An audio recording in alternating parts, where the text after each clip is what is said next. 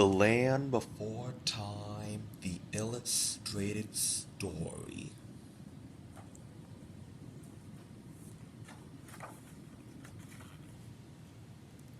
George Lucas and Steven Spielberg present The Land Before Time, a Don Bluth film, adapted by Jim Razzie, from a story by Judy Fredberg and Tony Geist.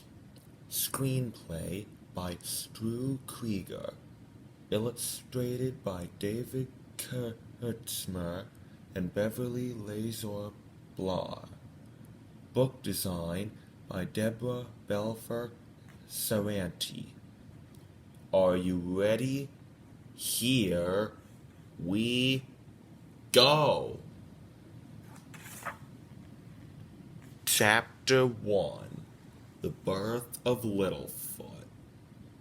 One night, long ago, 3 huge figures stood in a gentle rain, waiting patiently by a lonely nest.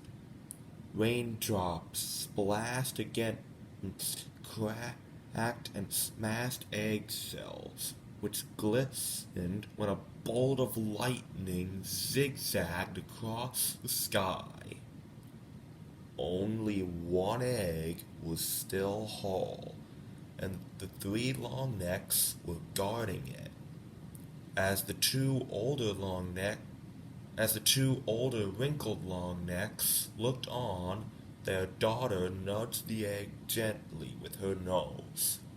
It was taking such a long time to hatch that she was worried. Suddenly, it bounced and rocked, and the 2 older long necks smiled. But the egg didn't break open. It is a hard birth, murmured its mother. As if in agreement, a flash of lightning cracked across the sky, and a crash of thunder shook the air. The egg bounced again, and again. Then it lurched clear out of the nest, rolled down the sloping mound that surrounded the nest, and wobbled to a stop by a shallow pond. Suddenly, a hungry claw hand leapt out of the nearby bushes. He grabbed the egg greedily and sped off. He was fast, but the mother long-neck was faster. With one swipe of her strong neck, she knocked the claw hand to the ground, and the egg flew out of his hands. The claw hand scurried away, angry at being cheated out of his dinner. But now the egg rolled crazily down a steep hill. Mother Longneck watched helplessly as it went over branches and rocks, and finally plopped into a swift, shallow stream. "Oh no!" she said, gasping. "The falls!" The egg suddenly went over the edge of a steep waterfall and disappeared into the foaming water. It bobbed up at the bottom of the fall, spinning and rolling furiously in the whirlpools. The rushing water slammed it against a bed of soft, dry sand by the edge of the stream. The egg rocked to a stop and lay there, totally still. The long necks rushed over to it. In despair, the mother nudged the egg once more.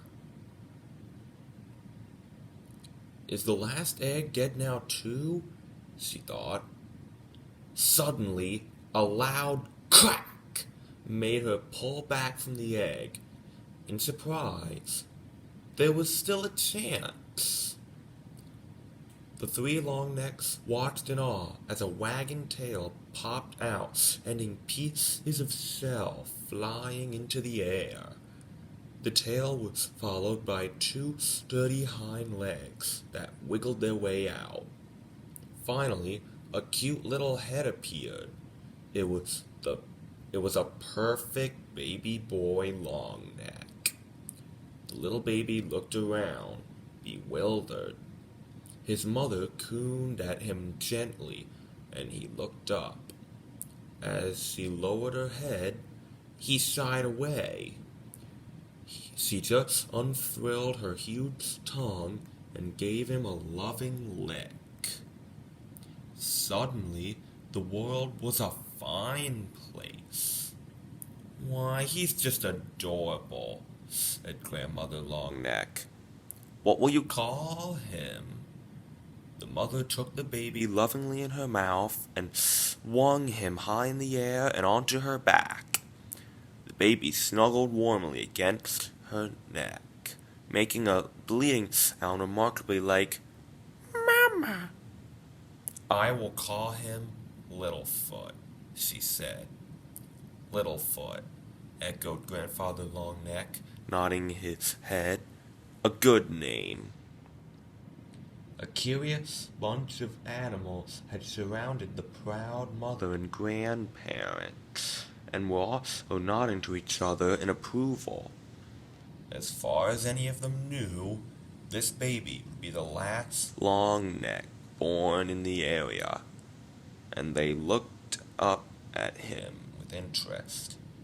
"Yes," they said, whispering and gossiping with each other, "it is a good name for the last Longneck. Littlefoot. Oh, look at him. He's cute, isn't he? And yeah, that is a good name for him. Littlefoot."